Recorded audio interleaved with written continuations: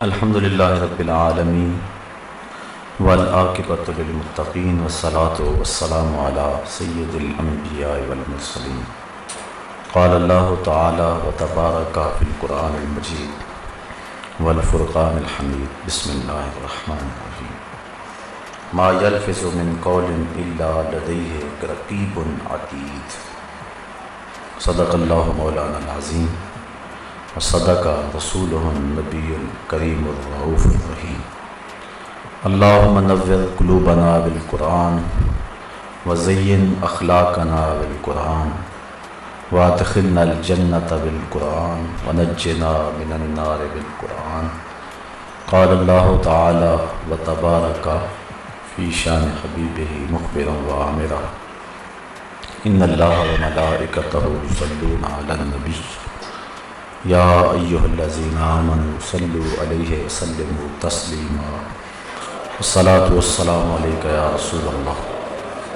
وعلی آلک واصحابک یا محبوب رب العالمین۔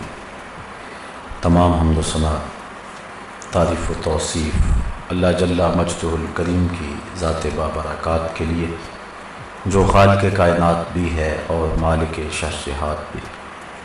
اللہ جل وعلا کی حمد و ثنا کے بعد حضور نبی اکرم شفیع امم رسول محتشم نبی مکرم اللہ کے پیارے امت کے سہارے رب کے محبوب دانائے غیوب مالک رقاب امم فخر عرب و عجم والی کون و مکان سیاہ لا مکان سید انس و جان سرور لالا رخان نیر تاباں سرنشین مہوشاں ماہ خوباں شہنشاہ حسینہ تتمہ دوراں سر خیل زہرہ جمالاں جلوہ صبح ازل نور ذات لم یزل باعث تکوین عالم فخر آدم و بنی عالم نیر بطحہ رازدار ما اوہا شاہد ما طغا صاحب علم نشرہ معصوم آمنہ احمد مجتبیٰ حضرت محمد مصطفیٰ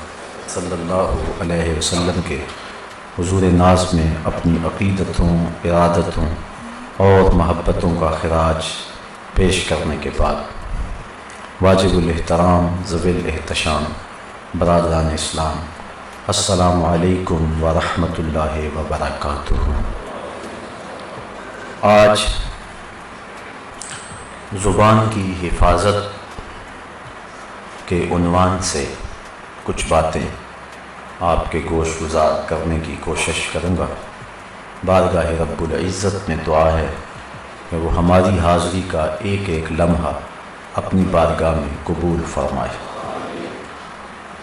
اللہ تعالیٰ جل شانہ نے قرآن مجید فرقان حمید میں ارشاد فرمایا، ما یلفظ من قول الا لدیہ رقیب عتید، کوئی بات وہ زبان سے نہیں نکالتا کہ اس کے پاس ایک محافظ تیار بیٹھا ہے۔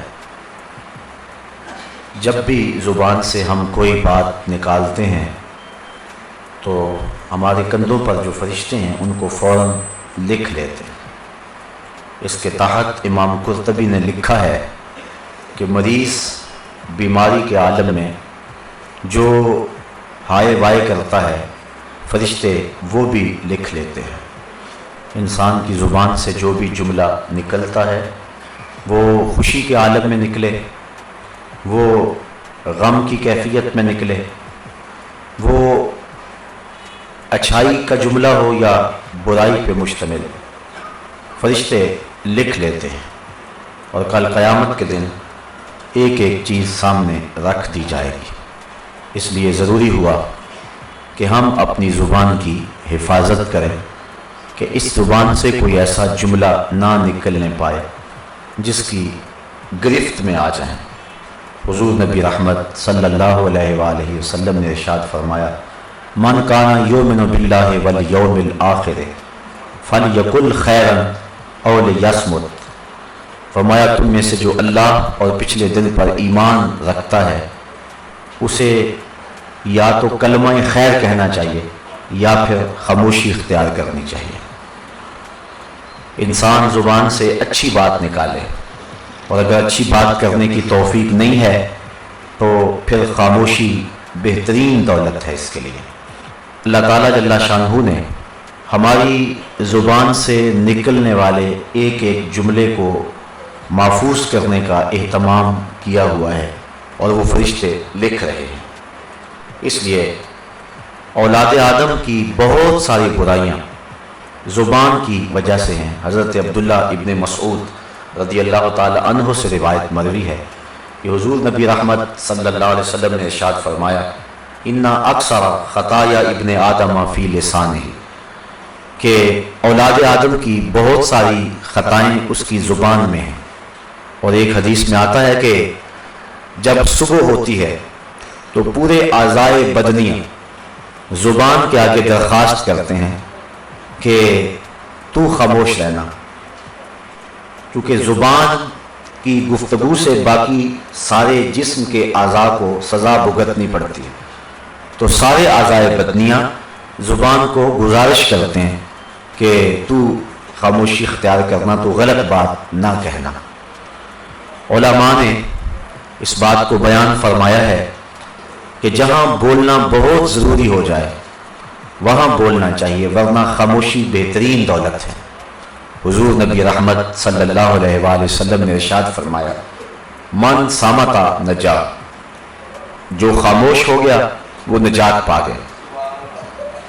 ایک زمانے میں ایک بادشاہ کا بیٹا تھا جو ایک عالم دین کی صحبت میں بیٹھنے لگا، تو انہوں نے یہ حدیث بیان کی تو اس نے خاموشی اختیار کر لی۔ بادشاہ کو بڑی تشویش لاحق ہو گئی۔ اس نے مختلف حکاماء کو بلوایا اور اس کے علاج معالجے کا کہا۔ کسی نے کوئی علاج تجویز کیا، کسی نے کچھ کہا، حتیٰ کہ کسی حکیم نے یہ مشاورت دی کہ صبح کے وقت اس کو شکار کے لیے بھیجا جائے تاکہ آب و ہوا کی تبدیلی اس کی صحت کا باعث ہوگی اور دماغ کے اندر پیدا شدہ خشکی شاید اس کے بولنے کے راستے میں رکاوٹ ہے وہ ختم ہوگی۔ ایک نوکر کو ساتھ دے کر کے بادشاہ اس کو روزانہ سیر کے لیے اور شکار کے لیے بھیجتا اور روزانہ رپورٹ لیتا نوکر سے، غلام سے، کہ اس نے کوئی بات تو نہیں کی۔ روزانہ نفی میں جواب ملتا۔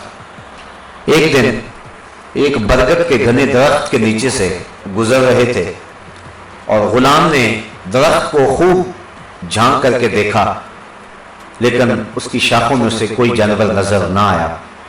آگے گزر گیا تو پیچھے سے فاختہ کے بولنے کی آواز آئی، تو غلام واپس پلٹا اور شاخوں میں بڑے غور سے اس کو ٹٹولا، وہ نظر آ گئی تو اس نے تاک کے تیر مارا تو وہ پھڑ پڑاتی ہوئی زمین پہ آ گری۔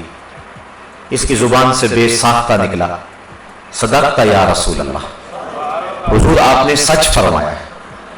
جب واپس غلام پہنچتا ہے تو اس کا آقا بادشاہ رپورٹ حسب معمول مانگتا ہے کہ اس نے کہا اس نے یہ بات آج کی ہے، یہ واقعہ ہوا ہے اور یہ بات کی۔ بادشاہ کہنے لگا پھر اس کا مطلب یہ ہے کہ یہ قصداً خاموش ہو گیا ہوا ہے۔ تو پہلے تو وہ ناز و نعام سے اس کے علاج معالجے کی صورت کر رہا تھا، اب اس نے جلادوں کو کہا اسے پکڑو اور الٹا لٹکاؤ، اسے مارو، اس کی طبیعت ٹھیک کرو۔ تو شہزادے کو پکڑ لیا گیا اور الٹا لٹکا کر جلادوں نے مارنا شروع کیا۔ تو یہ پھر بولا، کہنے لگا صدقت یا رسول اللہ، حضور آپ نے سچ کہا۔ فاختہ بولی تو وہ ماری گئی، میں بولا تو میں مارا گیا۔ تو خاموشی کے اندر فائدے ہیں۔ حضرت عیسیٰ علیہ السلام کا قول موجود ہے، علماء نے اس کو نقل کیا ہے۔ آپ فرماتے ہیں اگرچہ گفتگو ان کان الکلام من فضۃ فالسکوت من ذہب، اگر کلام چاندی ہے تو خاموشی سونا ہے۔ اور حضرت لقمان حکیم نے اپنے بیٹے کو جو وصیتیں کی تھی ان وصیتوں میں ایک وصیت یہ بھی تھی کہ بیٹا اگر تیرے پاس موتیوں جیسی گفتگو ہو تو پھر بھی خاموشی اختیار کرنا۔ تو زیادہ بولنے سے انسان کی زبان سے جھوٹ بھی نکل جاتے ہیں، اس لیے اپنی زبان کو یا تو کلمہ خیر کا خوگر بنائیں یا پھر خاموشی اختیار کریں، تاکہ زبان سے ایسا کوئی جملہ نہ نکلنے پائے جو کہ اللہ کی ناراضگی کا باعث ہو جائے۔ اور اولاد آدم کے زیادہ تر گناہ زبان کی وجہ سے ہی ہوتے ہیں۔ زبان की आफतें और ज़ुबान की बे एहतियातियाँ इंसान को फंसा देती हैं। हज़रत शेख सादी शिराजी फरमाते हैं, ता मरद सुखन न गुफ्ता बाशद, ऐब हुनरश न हुफ्ता बाशद, हर बेशा गमा मबुद के खालिस, शायद के पलंग खुफ्ता बाशद। आप फरमाते हैं कि आदमी जब तक बोलता नहीं उसके ऐब भी छुपे रहते हैं और उसके हुनर भी छुपे रहते हैं। अगर ऐब छुपे रहेंगे तो लोग आगाह नहीं होंगे, उसे बुरा नहीं कहेंगे, और अगर हुनर जाहिर होंगे तो हासद पैदा होंगे। इसलिए खामोशी के अंदर बहुत सारी हिकमतें हैं। और एक रिवायत के अंदर मैंने पढ़ा है कि जो शख्स खामोश रहता है अल्लाह ताला उसकी सतर पोशी फरमाता है। इसलिए अपनी जुबान को या तो कलमा खैर का ही खुगर बनाएं और नहीं तो ज्यादा से ज्यादा खामोशी इख्तियार करें। जबान की वो बेएहतियातियां जिससे इंसान को बहुत सारे नुकसान पहुंचते हैं, उनमें से एक बेएहतियाती यह है कि बेमकसद बात करना। जहां जरूरत ना हो वहां बात नहीं करनी चाहिए, इंतहाई अशद जरूरत हो तो गुफ्तगू करें। हजरत अबू बकर बिन दासा हजरत इमाम अबू दाऊद से रिवायत करते हैं, जिसको इमाम बदरुद्दीन ऐनी ने उम्दतुल कारी शरह सही बुखारी में लिखा है। कहते हैं कि हजरत अबू दाऊद ने अल्लाह के महबूब अलैहिस्सलाम की 5 लाख हदीसों को जमा किया, सारी जिंदगी लगा दी इस काम पे, और 5 लाख हुजूर की अहादीस के जखीरे को जमा किया। फिर उनमें से इंतखाब किया तो 8000 अहादीस उन्होंने उनमें से अलग की, और फिर ज़ुहद और मनाक़िब की अहादीस को अलग करके उन्होंने उससे आगे फिर इंतखाब किया तो वो सिर्फ 400 हदीसें रह गई। 400 अहादीस में से फिर उन्होंने खुलासा तैयार किया और इंतखाब किया सिर्फ 4 हदीसों का, और वो कहते हैं जो इन 4 हदीसों पे अमल कर ले उसके दुनिया दीन के लिए ये 4 हदीसें ही काफी हैं, और ये इस्लाम की असास है, इस्लाम की बुनियाद। उन 4 हदीसों में से एक हदीस ये है, मिन हुस्न इस्लामिल मर्इ तरकुहु माला यानी है, किसी आदमी के इस्लाम का हुस्न ये है कि वो हर बेमकसद काम को छोड़ दे।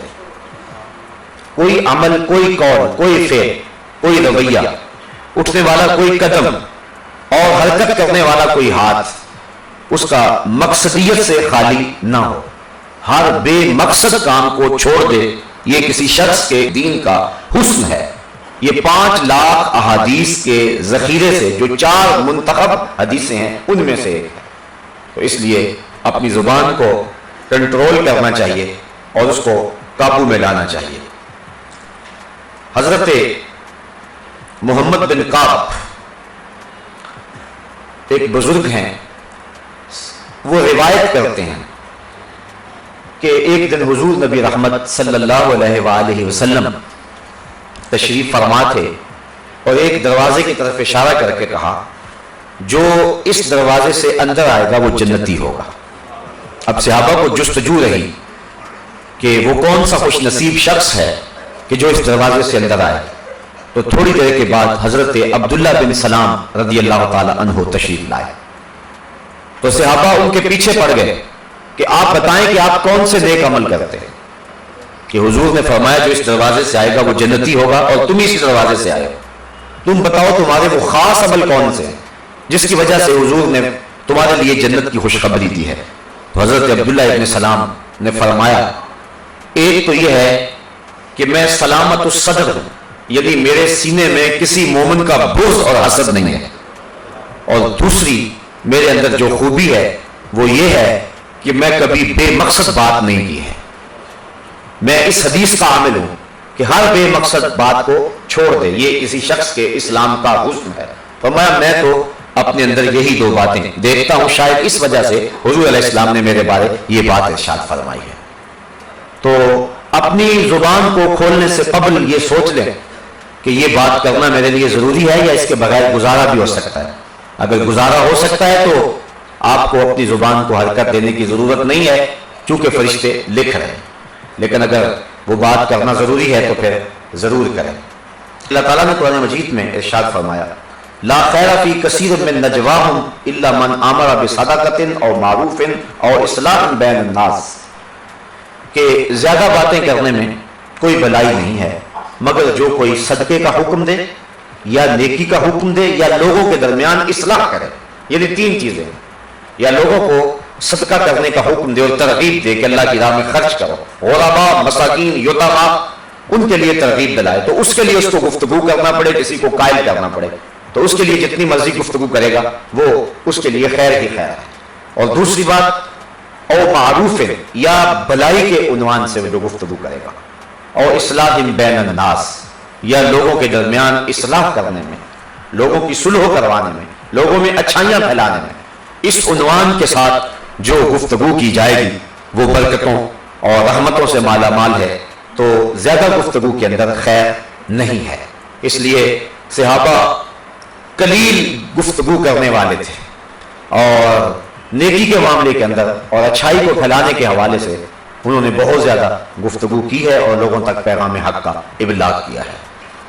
اور ایک روایت کے لفظ ہیں، حضور نے ارشاد فرمایا طوبی لمن امسک الفضل من لسانہ وانفق الفضل من مالہ، مبارک وہ شخص ہے جس نے زبان کی زائد باتوں کو روک لیا، اور مبارک وہ شخص کو جس نے زائد مال کو اللہ کی راہ میں خرچ کر دیا.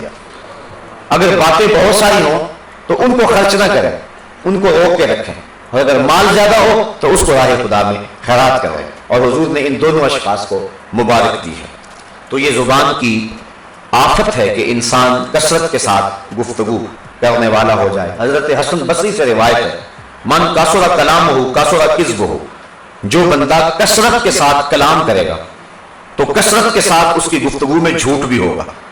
اور حضرت عیسیٰ سلام اللہ علیہ سے الفاظ مروی ہیں کہ من کثر کذبہ ذہب جمالہ، جس شخص کے جھوٹ زیادہ ہوں گے اس کے چہرے کا حسن زائل ہو جائے گا. چہرے کے اوپر ایک جمال ہوتا ہے اور ایک روحانی نور ہوتا ہے جس کا ہر خاص و عام ادراک کرتا ہے، اور اس کے چہرے پر ایک کشش ہوتی ہے.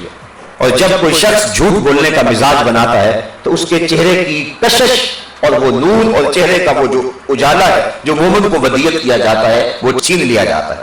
تو جس کی گفتگو زیادہ ہوگی اس کے جھوٹ زیادہ ہوں گے، اور جس کے جھوٹ زیادہ ہوں گے تو اس کے گناہ زیادہ ہوں گے، اور جس کے گناہ زیادہ ہوں گے اس کے چہرے کا جمال رخصت ہو جائے گا، چہرے کی خوبصورتی، چہرے کی رونق اور تر و تازگی جاتی رہے گی.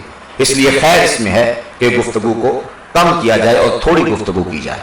زبان کی آفتوں میں سے ایک آفت فحش اور گالی دینا ہے، فحش باتیں کرنا اور گالیاں دینا ہے. حضور نبی رحمت صلی اللہ علیہ وسلم نے ارشاد فرمایا، جس کو صحیحین نے اپنی اسناد کے ساتھ روایت کیا ہے، سباب المسلم فسوق وقتالہ کفر، مومن کو گالی دینا یہ فسق ہے، گناہ ہے، اور اس کا قتل کرنا کفر ہے.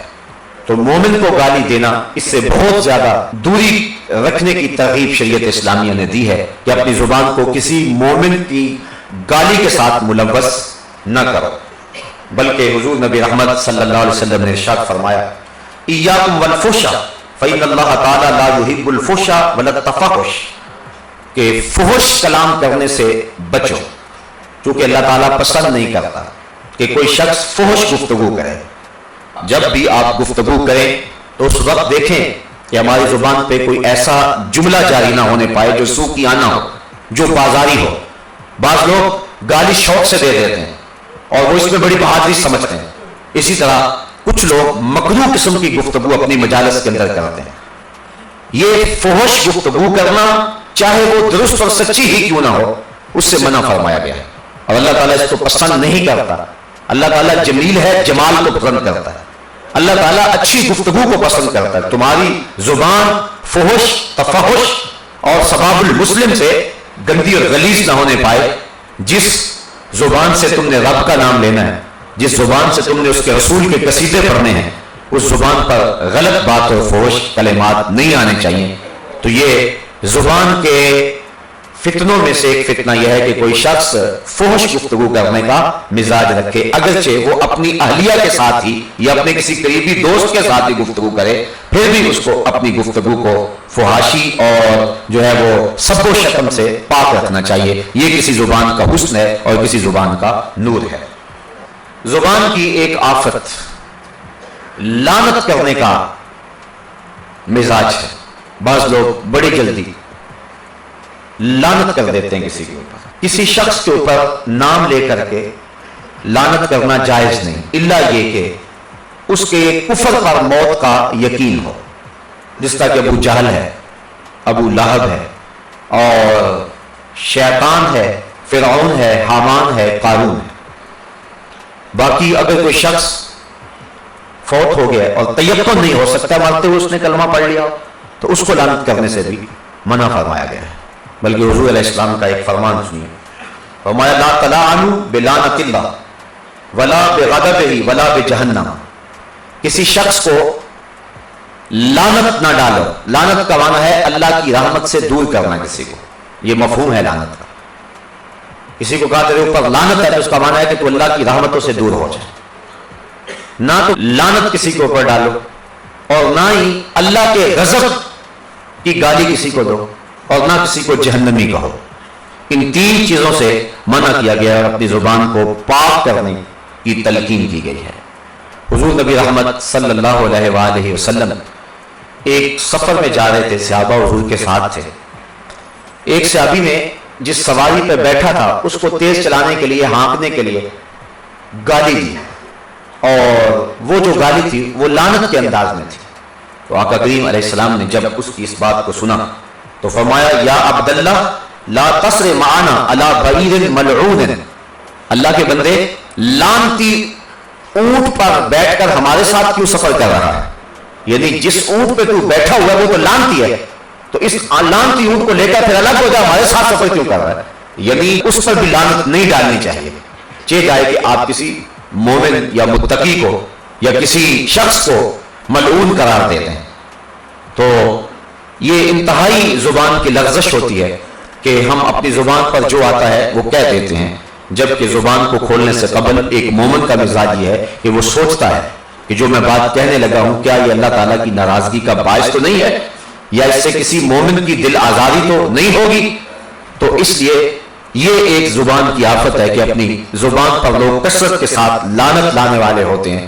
تو انسانوں پر لعنت کرنے سے گریز کی تلقین تو اسلام نے کی ہی ہے، بلکہ اس شخص نے اپنی سواری پر جب لعنت بھیجی تو حضور نے فرمایا اے اللہ کے بندے اپنی سواری کو لے کے الگ ہو جا، جس سواری پہ تو سفر کر رہا ہے وہ تو تیرے نزدیک ملعون ہے۔ تو گویا اس کو حضور علیہ السلام نے اس موقع پر تنبیہ فرمائی۔ زبان کی من جملہ آفتوں میں سے ایک آفت شعر گوئی ہے۔ یہ بات ذہن میں رکھیں کہ بعض شعر حکمت ہوتے ہیں، شریعت میں اس کی ممانعات نہیں ہے، بلکہ حضور نبی رحمت صلی اللہ علیہ وسلم نے ارشاد فرمایا اِنَّ مِنَ الشِّعْرِ لَحِکْمَةً، کہ بہت سارے شعر جو ہیں وہ حکمت والے ہوتے ہیں۔ وہ شعر جس شعر سے سفلی جذبات کو ابھارا جائے اور جس شعر کے اندر مقصدیت نہ ہو، وہ شعر جو ہے وہ زبان کی فضول گوئی کے شمار میں آئے گا۔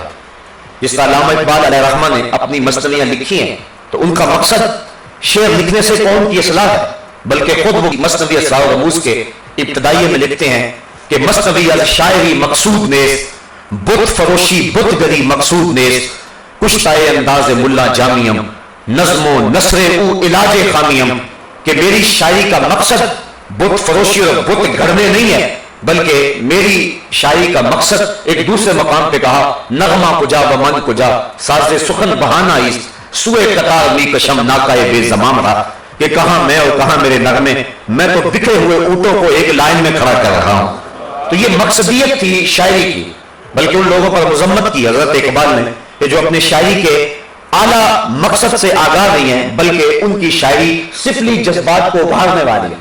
وہ ایک موقع پہ کہتے ہیں کہ عشق و مستی کا جنازہ ہے تخیل ان کا، شعراء کو مخاطب وہ کہتے ہیں عشق و مستی کا جنازہ ہے تخیل ان کا، ان کے اندیشہ تاریخ میں قوموں کے مزار، چشم آدم سے چھپاتے ہیں مقامات بلند، کرتے ہیں روح کو خوابیدہ بدن کو بیدار، हिंद के शायरों सूरत गरो अफसाना नबीस, आह बेचारों के आसाब पे है औरत सवार। इनकी सारी शायरी रुखसार और जुल्फों के पेचो खम में ही फंसी रहती है, और शायरी के जो आला मकासद है ये इनकी नजरों से हमेशा ओझल रहते हैं। जबकि शायर तो जिंदगी के गुजारने के सलीके और ढब सिखाता है, शायरी तो एक मुकद्दस काम है, बल्कि इकबाल कहता है कि शायरी तो जो है वो पैगंबरी का एक जुज और एक हिस्सा है।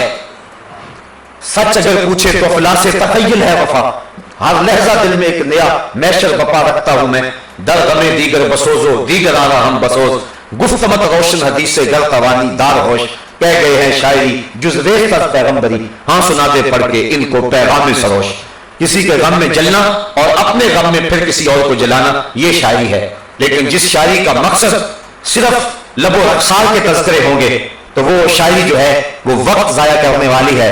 इकबाल ने कहा था जहन्नम को भर देंगे शायर हमारे, तो ये वो जो शायर हैं ये जहन्नम को भरने वाले हैं। इसलिए अपनी जुबान पर अगर कोई शेर भी लाना चाहें तो उसमें देखें कि मकसदियत है कि नहीं। अगर मकसदियत हो तो फिर वो जुबान पे ले आए, वरना कोई ऐसा शेर भी जुबान पे ना लाए जो मकसदियत से खाली हो। इसलिए जो शेर हैं वो भी जुबान की लग़ज़िश है, और जुबान इस तरह भी महफूज नहीं रहती, तो जुबान को इनसे भी महफूज रखना चाहिए। शेर पढ़ने की बजाय अल्लाह का कुरान पढ़ना चाहिए। जुबान की खताओं में से और जुबान की आफतों में से एक नामुनासिब मज़ाह है, जिसको मज़ाक भी कहते हैं।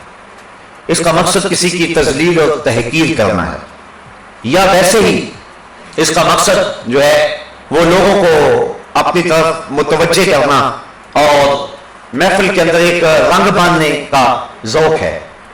ऐसे मज़ा करने से मना किया गया है।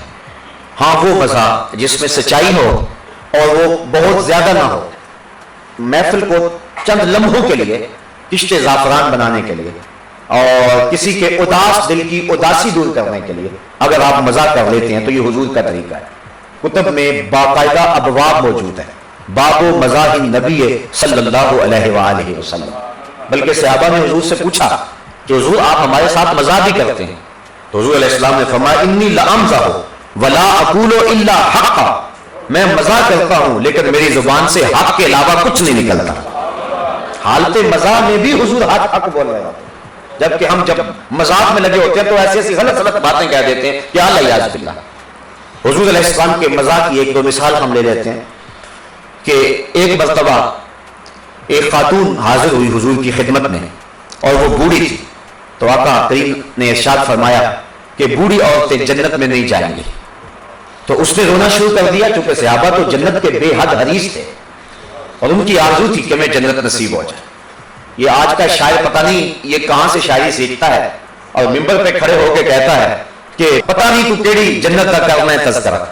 मियाँ उसी जन्नत का जिस जन्नत के लिए लंबे लंबे हाथ उठा के हुजूर दुआ मांगा करते थे, उसी जन्नत का तज़किरा जिसके बारे हुजूर फरमाया कि अगर अल्लाह से मांगो तो जन्नतुल फिरदौस मांगो, ये मांगो, उससे मुतालबा करो। और जहन्नम से पनाह मांगने की तरगीब दी गई और जन्नत को मांगने और तलब करने की तरगीब दी गई।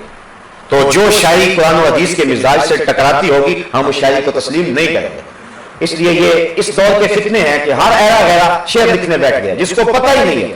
वो एक मुहावरा है जिसका काम उसी को साजे, जो इस मनसब का शख्स है उसको लिखना चाहिए। और बिलखुसूस नात का मामला तो है ही बड़ा नाजुक है। एक शायर है उर्फी, वो कहता उर्फी मशता की रहे नातस्त न सहरा, उर्फी मत दौड़ना, ये नात का मैदान है, कोई सहरा नहीं है कि मुंह उठा के तू भाग पड़े, बल्कि कदम कदम पे एहतियात चाहिए। देखना है ऊपर भी नहीं जाना और देखना है नीचे भी नहीं आना, दो तलवार के ऊपर चलने के मुतरादिफ है। तो शरीयत का मिजाज अगर कोई शख्स जानता नहीं है तो उसको बिल्कुल ये हक नहीं पहुंचता कि जो है वो शायरी करने बैठ जाए फिर जो मर्जी कहता फिरे। तो ये जन्नत की तलब ये मोमिन की आरज़ू है और जहन्नम से पनाह मांगना ये मोमिन की आरज़ू है। तो उस औरत को हुजूर अलैहिस्सलाम ने कहा कि बूढ़ी औरतें जन्नत में नहीं जाएंगी, तो उसने रोना शुरू कर दिया।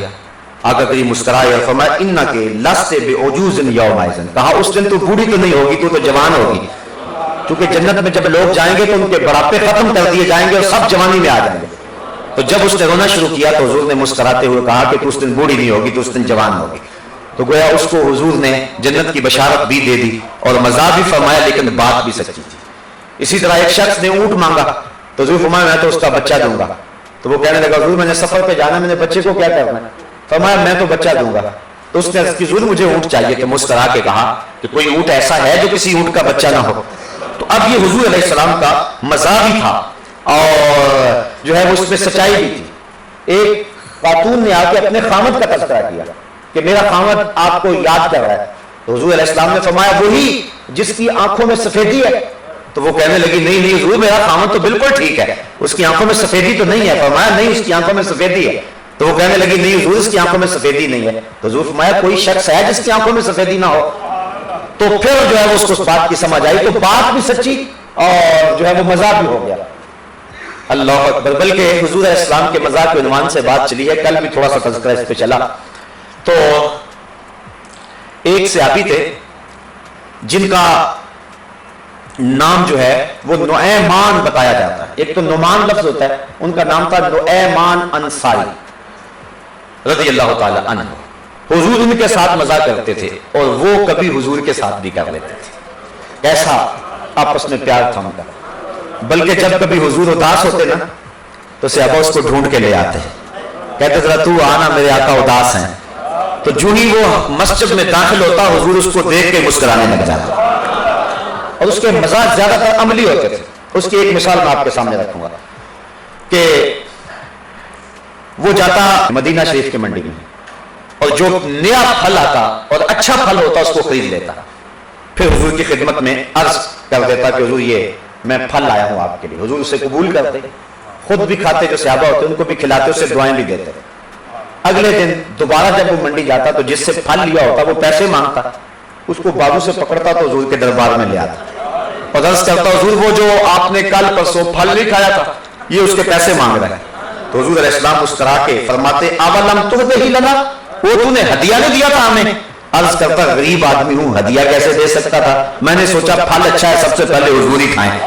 تو حضور اس کی قیمت بھی ادا کرتے اور خوش بھی ہوتے اور پھر اسے دوبارہ دعاؤں سے نوازتے.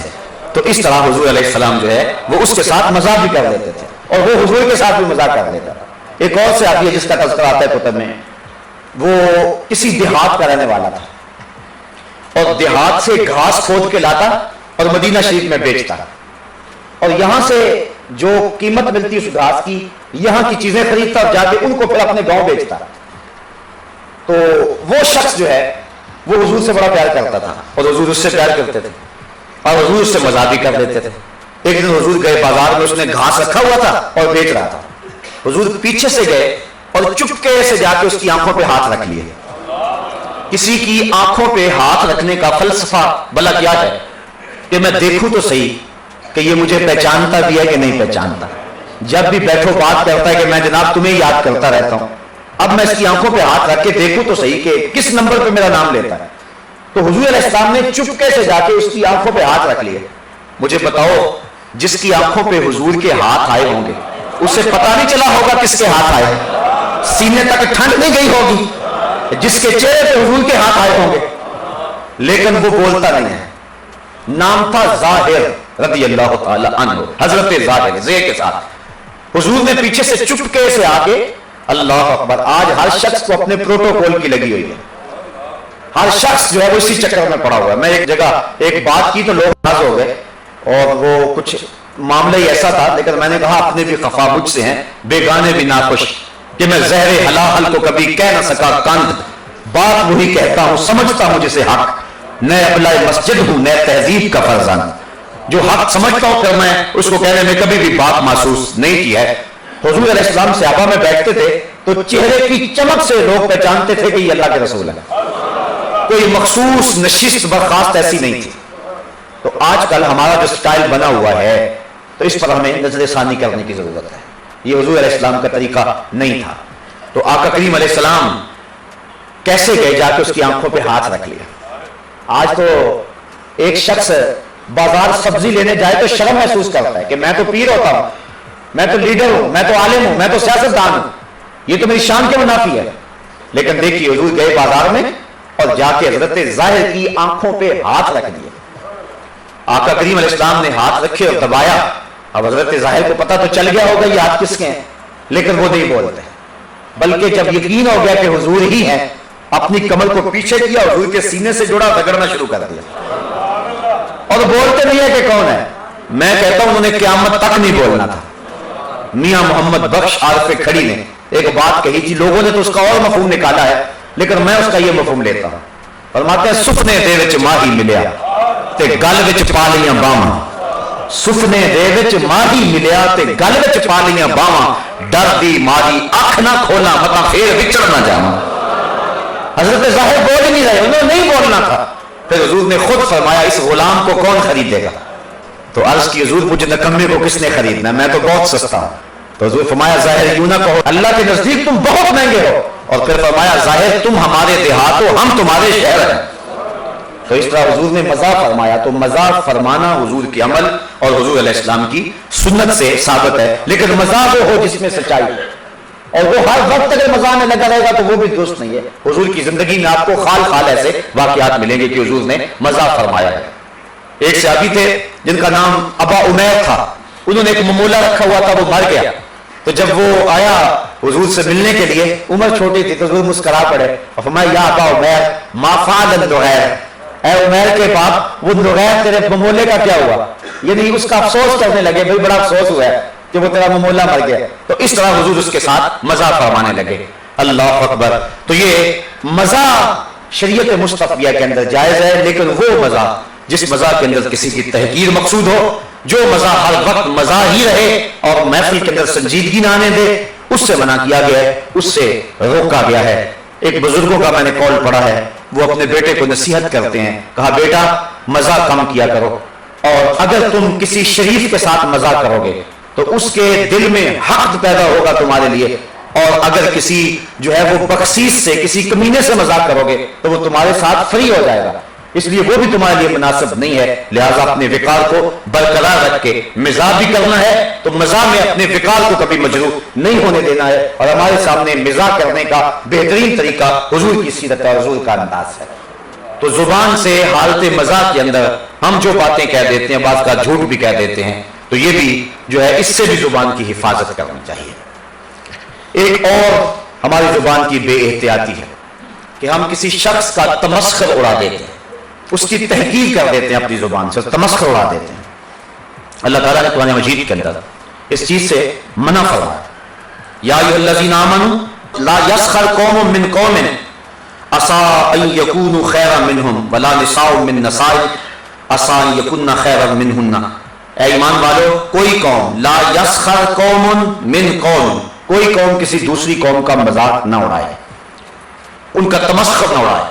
عسى ان يكونوا خیرا منهم، ہو سکتا ہے جس کا مذاق اڑایا جا رہا ہے یہ مذاق اڑانے والوں سے، تمسخر کرنے والوں سے بہتر ہو. آگے فرمایا ولا نساء من نساء، اور کوئی عورت کسی عورت کا مذاق نہ اڑائے.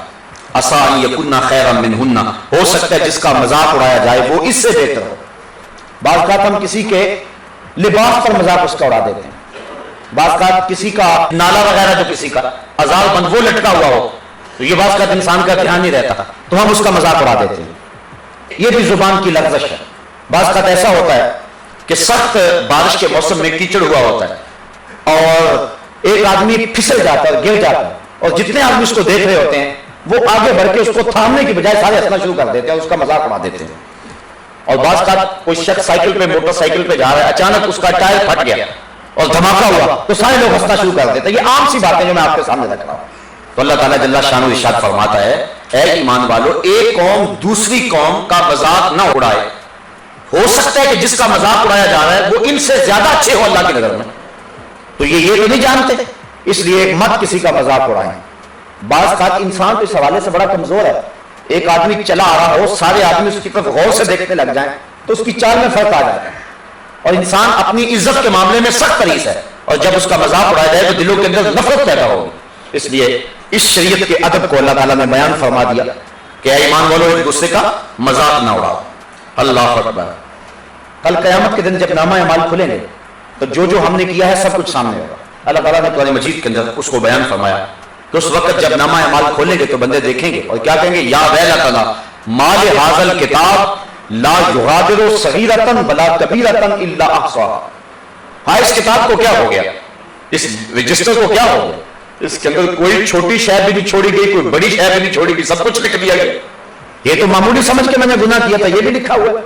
حضرت عبداللہ ابن عباس رضی اللہ تعالیٰ عنہ رئیس المفسرین کہلاتے ہیں، جو آپ فرماتے ہیں کہ چھوٹی شے سے مراد کسی شخص پر ہنسنا ہے، تبسم کرنا ہے، اور بڑی شے سے مراد کسی شخص کو تمسخر کرنا اور اس پر کہہ کہا لگانا ہے. تو کسی شخص کو دیکھ کر کے تبسم کرنا، آنکھوں سے کسی کو اشارے کرنا، زیر لب مسکرانا اور اس کا تمسخر اڑانا، یہ صغیرہ سے مراد ہے. اور کسی کو دیکھ کے کھل کھلا کے ہنسنا، کہہ کہا لگانا اور اس کی یوں تحقیر کرنا، یہ کبیرہ سے مراد ہے. آپ سمجھتے ہیں یہ کوئی گناہ نہیں ہے. کسی شخص کو دیکھا ان حالتوں کو جن کا میں نے اشارہ دیا، اس کے علاوہ بھی اور بھی بہت ساری ہماری حالتیں، تو اس کو دیکھا بالخصوص عورتوں کے اندر شادی بیاہ کے موقع کے اوپر کسی عورت کے کپڑے اچھے نہ ہوں، حالانکہ کیا پتا کہ وہ بیچاری غربت کے ایام کے اندر پیسے اکٹھے کر کے تو کس طرح اس نے یہ جو ہے وہ لباس بھی تیار کیا ہے، یا کسی کے لباس پہ سلوٹ پڑی ہوئی ہو، استری صحیح نہ ہوئی ہو، یا اس کا رنگ مناسب نہ ہو، یا اس عورت کی شخصیت سے اس رنگ کا ملاپ نہ ہو رہا ہو، یا وہ ڈیزائن پرانا ہو گیا ہو، یہ عام سی باتیں، تو عورتیں اس کا مذاق اڑانا شروع کر دیتی ہیں.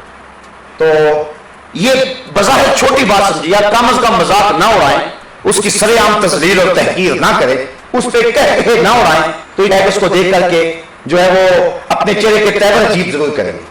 یا کم از کم جو ہے وہ کسی اپنے خاص ملنے والی کو جو ہے وہ دیکھ کر کے اس کی طرف اشارہ دے کے تھوڑا سا جو ہے وہ تبسم ضرور کرے گی کہ یہ دیکھو یہ پینٹ سے اٹھ کے آ گئی ہے، یہ تکیہ لو، اس کو پتہ ہی نہیں پہننے کا.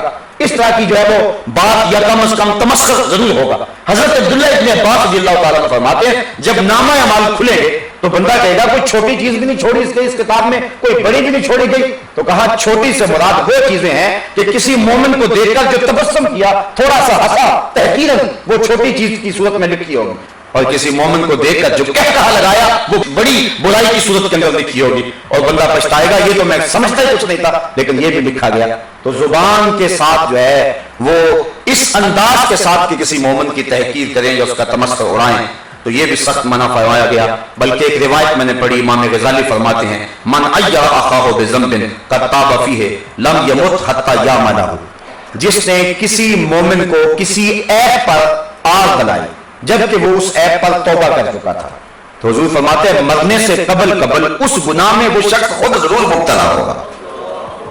بعض کا بچپنے میں، لڑکپنے میں، زندگی میں بہت گناہ ہوتے ہیں، بڑے عجیب و غریب کام بھی بندوں سے زیادہ ہو جاتے ہیں. جب وہ شخص توبہ کر لے تو اللہ فرشتوں کے لکھے ہوئے دفتر سے بھی مٹا دیتا ہے. لیکن لوگ اتنے سخت ہیں کہ لوگ ساری زندگی جان نہیں چھوڑتے. وہ کیا کسی نے کہا تھا لوگ تو فنکار ہیں اس درجہ کہ پن بھر میں سنگے درے کعبہ سے بھی اسنام تراشے. تم کون ہو اور کیا ہے داغے کبابی، لوگوں نے تو مریم پہ بھی الزام تراشے. لوگ کبھی نہیں چھوڑتے، کسی کے باپ دادے میں بھی کوئی مسئلہ ہو تو اس کو بھی لے کر کے بیٹھ جاتے ہیں. بچپنے میں کوئی کوتاہی ہو گئی ہو، چاہے اس کا تعلق گناہ سے نہ بھی ہو، بچپنے کا بھول پن ہو، تو بندے اس کو بھی نہیں چھوڑتے. اس لیے کہتے ہیں جو لنگوٹیا ہوتا ہے اس سے بڑا ڈرتے ہیں لوگ کہ جو ہے وہ ماضی کو جانتا ہوتا ہے تو وہ رسوا کر دیتا ہے، ذلیل کر دیتا ہے. تو حضور علیہ السلام کا یہ فرمان سن لیجئے، جس شخص نے کسی شخص کو کسی گناہ پر آگ دلائی جبکہ وہ اس گناہ کو چھوڑ چکا تھا، توبہ کر چکا تھا، تو مرنے سے قبل وہ شخص اس گناہ میں ضرور مبتلا ہوگا. اللہ اکبر. تو یہ وہ لوگ جو کسی کا مذاق اڑاتے ہیں یہ بھی بہت بڑی آفت ہے. بلکہ ایک حدیث میں آتا ہے کہ جو لوگ لوگوں کا مذاق اڑایا کرتے ہیں قیامت کے دن ان کے ساتھ یہ سلوک ہوگا کہ حکم ہوگا ہلما ہلما، آ جاؤ آ جاؤ، اور جنت کے دروازے کھول دیے جائیں گے اور وہ دوڑ کر کے، گناہ تو بڑے ہوں گے لیکن دوڑ کر کے جنت کی طرف جائیں گے، کام بن گیا. جب قریب جائیں گے تو دروازے بند کر دیے جائیں گے، پھر ان کی خوب جو ہے وہ وہاں رسوائی ہوگی. تو وہ لوگوں کو مذاق کیا کرتے تھے اور لوگوں کا تمسخر اڑایا کرتے تھے، آج ان کا تمسخر اڑایا جائے گا اور اس انداز کے اندر جو ہے انہیں قیامت کے دن رسوا کیا جائے گا. زبان کی آفتوں میں سے ایک آفت جس سے زبان کو محفوظ رکھنا ضروری ہے وہ یہ ہے کہ کوئی شخص تمہیں راز کی بات بتائے تو اس کے راز کی بات کی حفاظت کرو. یہ نہیں ہے کہ کوئی تمہیں راز کی بات بتا گیا تو اس کے اٹھنے کے فوراً بعد آپ بندہ ڈھونڈتے پھرتے ہیں جس کو بتائیں، وہ آپ کے پاس امانت رکھ کے گیا. ایک حدیث کے الفاظ الحدیث بینکم امانہ، باتیں تمہارے درمیان امانت ہے، تو امانت کے اندر خیانت نہیں کرنی چاہیے. تو آج کل یہ ہے کہ بعض اوقات بندہ کسی کو راز کی بات کہتا ہے اور اس کو اپنا سمجھ کے کہتا ہے، لیکن وہ کئی لوگوں تک اس بات کو پہنچا چکا ہوتا ہے اور ہر ایک کو یہی تاکید کرتا ہے یہ میں تیرے ساتھ کیا ہے، آگے کسی کے ساتھ تو نے نہیں کرنی۔ اس کا بھی تو کوئی ایسا قریبی ہوگا نا جس کے ساتھ وہ خاص کر کے کہے گا کہ آگے نہیں کرنی، اس طرح وہ بات پورے معاشرے کے اندر پھیل جاتی ہے۔ اس لیے کہتے ہیں کہ جو راز کسی کو بیان کر دیا پھر اس کو راز نہ سمجھے، وہ پھر افشا ہو گیا۔ لیکن اس کے باوجود بعض چیزیں سینے کے اندر کھٹکتی ہیں اور انسانوں کے اندر دکھ بنی ہوئی ہوتی ہیں۔ اگر کوئی بھی نہ ہو کہ جس کو بیان کریں تو پھر اندر گھٹن کا شکار ہوگا اور تکلیف بڑھتی چلی جائے گی۔ اس لیے لوگ آسرا ڈھونڈتے ہیں کہ کوئی پیار والا ملے، کسی کی زبان سے ہمدردی کے دو بول سنے تو اپنا سب کچھ اندر اس کے سامنے رکھ دیا، لیکن وہ آگے پھر رسوا کرتا پھرتا ہے، بعض کا لوگ بلیک میل بھی کرتے ہیں۔ اس لیے زبان کی آفتوں میں سے ایک آفت یہ ہے کہ کسی کے راز کو افشا کرنا۔ بلکہ میں نے کسی دانشمند کا قول پڑھا ہے، وہ کہتے ہیں کہ رازدان وہ ہونا چاہیے جس کو راز بتا کر یہ نہ کہنا پڑے کہ یہ بات راز والی ہے، یعنی وہ اتنا سمجھدار ہو کہ خود ہی سمجھے کہ یہ بات راز والی ہے، میں نے کسی کے سامنے نہیں کرنی ہے۔ تو یہ زبان کی مصیبت و آفتوں میں سے ایک آفت ہے کہ زبان کسی کے راز کو محفوظ نہ رکھ سکے۔ زبان کی حفاظت جھوٹ سے، چاہے وہ قسم کی صورت میں ہو یا قول کی صورت میں ہو، یہ کرنی چاہیے، اور یہ زبان کی بدترین لغزش ہے کہ زبان جھوٹ بولے۔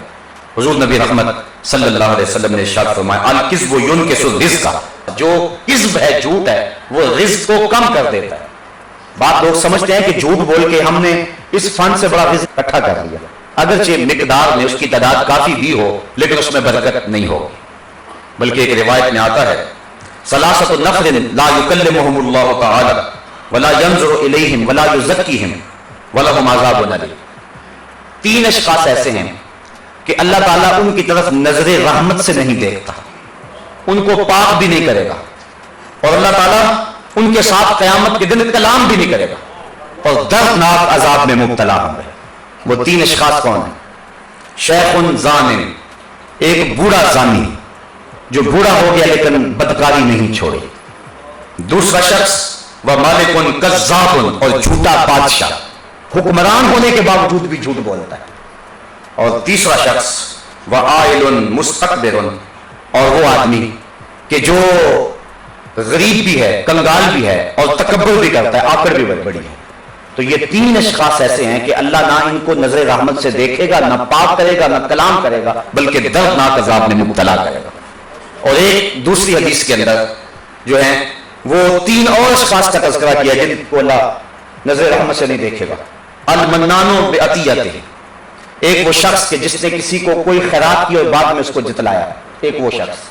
دوسرا شخص والمنفق سلعتہ بالحلف الفاجر، جس نے جھوٹی قسم کھا کر کے مال بیچا اور اس سے جو نفع ہوا اس سے خیرات کرتا ہے، اس سے مسجد بنوا رہا ہے، اس سے مدرسہ بنوا رہا ہے، اس سے ہاسپٹل تیار کروا رہا ہے، جبکہ اس مال کو جو بیچا ہے جس کا یہ نفع ملا ہے اس کو جھوٹی قسم کھائی تھی اور اس پہ ثواب کی امید رکھتا ہے۔ اور تیسرا وہ شخص والمسبل ازارہ، اور جو تکبر کی وجہ سے اپنی شلوار کو ٹخنوں کے نیچے لٹکاتا ہے۔ حدیث شریف میں آتا ہے، حدیث صحیح ہے، سیاستہ میں ہے، حضور فرمایا کہ جو تہبند وغیرہ ٹخنوں سے نیچے ہوگا اور جتنی جگہ اس نے گھیری قیامت کے دن اتنی جگہ جہنم کی آگ میں جلائی جائے گی۔ تو اگر کوئی شخص جس کا پیٹ بزرگ ہو اور اگر وہ اپنی شلوار کو یا تہبند کو اوپر باندھے اور وہ ڈھلک کر نیچے آ جائے اور مجبور ہو، تکبر کی وجہ سے ایسا نہ ہو، تو اس کے لیے اجازت ہے۔ جس طرح حضرت ابوبکر صدیق رضی اللہ تعالیٰ عنہ کا پیٹ بزرگ تھا، انہوں نے عرض کی حضور میری جو تہبند ہے وہ ڈھلک کے نیچے آ جاتا، فرمایا تم تکبر کرنے والوں میں سے نہیں۔ تو اگر کوئی ایسی پوزیشن کسی کی ہو تو اس سے درگزر ہے، لیکن اگر ایسی پوزیشن نہیں ہے تو پھر وہ تکبر کرنے والا ہوگا، جو جھجک محسوس کرتا ہے کہ اگر میرے ٹخنے ننگے ہوئے تو لوگ کیا کہیں گے، وہ تکبر کرتا ہے۔ اس لیے جس نے اپنی شلوار کو ٹخنوں سے نیچے کیا تو اللہ تعالیٰ قیامت کے دن اس کی طرف نظر رحمت سے دیکھے گا ہی۔ اب یہ کتنا بڑا مشکل کام ہے جس سے ہم گریز کرتے ہیں۔ ابھی اٹھ کر کے جائیں تو اپنی شلواروں کو جو ہے وہ لپیٹ کر کے نہیں، کھینچ کر کے، لپیٹنا جو ہے یہ کفے صوب ہے اور یہ بھی مکروہ ہے، تو کھینچ کر کے اپنے ٹخنوں کو ننگا کریں اور کوشش کریں کہ جب درزی کو اپنا ماپ وغیرہ دے تو اس وقت ہی اپنی شلوار کو ٹخنوں سے اوپر رکھیں۔ اس پر کسی کے تانے سے نہ ڈرو، بلکہ یہ حضور اسلام کا فرمان ہے اور واضح فرمان ہے، اس کی طرف نظر کرو۔ اللہ اکبر۔ تو تین اشخاص وہ ہیں کہ جن کی طرف اللہ نظر رحمت نہیں کرے گا، اور ان میں سے ایک شخص وہ ہے کہ جس شخص نے جھوٹی قسمیں اٹھا کے مال بیچا۔ تو اگر کوئی شخص جھوٹ بولتا ہے تو اس کے رزق میں برکتیں نہیں ہوتی ہیں۔ اللہ اکبر۔ ایک حدیث سنیے اور یقیناً آپ کو ٹھنڈ پڑے گی، اور میں بھی اس حدیث شریف کو پڑھ کے رات جھومتا رہا۔ حضور نبی رحمت صلی اللہ علیہ وسلم نے ارشاد فرمایا اربع اذا كنا فيك لا يضرك ما فاتك من الدنيا۔ کہا میرے امتی اگر تجھ کو 4 چیزیں مل جائیں، دنیا کی اور کوئی چیز بھی تیرے پاس نہ ہو تو تجھے پریشانی نہیں ہونی چاہیے۔ وہ 4 چیزیں اگر تیرے پاس ہے تو ساری کائنات تیرے پاس ہے۔ وہ 4 چیزیں کون ہیں؟ صدق الحدیث، ایک تجھے سچی بات کرنے کی عادت ہے، یہ دولت ہے تیرے پاس۔ وحفظ الامانہ، اور امانت کی حفاظت کرنے کی اگر عادت ہے۔ وحسن خلق، اور تیرے پاس اخلاق حسنہ ہے، اچھا خلق اللہ نے تجھے دیا ہے۔ وعفت طعمہ، اور تیرا رزق پاک ہے، تیرا لقمہ پلیت نہیں ہے، لقمہ مشکوک نہیں ہے، لقمہ پاک ہے۔ کہا اگر یہ 4 چیزیں تجھے مل گئی تو دنیا کی اور کوئی چیز بھی تجھے نہ ملی تو پریشانی نہیں ہے۔ اب میں اور آپ دیکھیں کیا یہ 4 چیزیں ہمارے پاس ہیں؟ اگر زبان سچ والی ہے اور امانت میں کبھی ہم خیانت نہیں کرتے، کوئی امانت رکھتے تو ڈرتے رہتے ہیں کہ اس کو حفاظت کے ساتھ ہم لٹا سکیں، اور ہم اکھڑ مزاج نہیں ہیں، خلق والے۔ اللہ تعالیٰ فرمائے لو كنت فظا غلیظ القلب لانفضوا من حولک۔ محبوب اگر آپ تو شروع ہوتے، تنگ مزاج ہوتے، ماتھے پہ شکنے لانے والے ہوتے، اتنے لوگوں کا ہجوم آپ کے گرد نہ ہوتا۔ کچھ ان کے خلق نے، کچھ ان کے کردار نے کر دی، مسخر ساری دنیا شہ ابرار نے کر دی۔ یہ حضور کا خلق تھا کہ لوگ حضور کے پیچھے پیچھے ہوتے تھے۔ اس لیے جس کو حسن خلق مل گیا بہت بڑی دولت مل گئی۔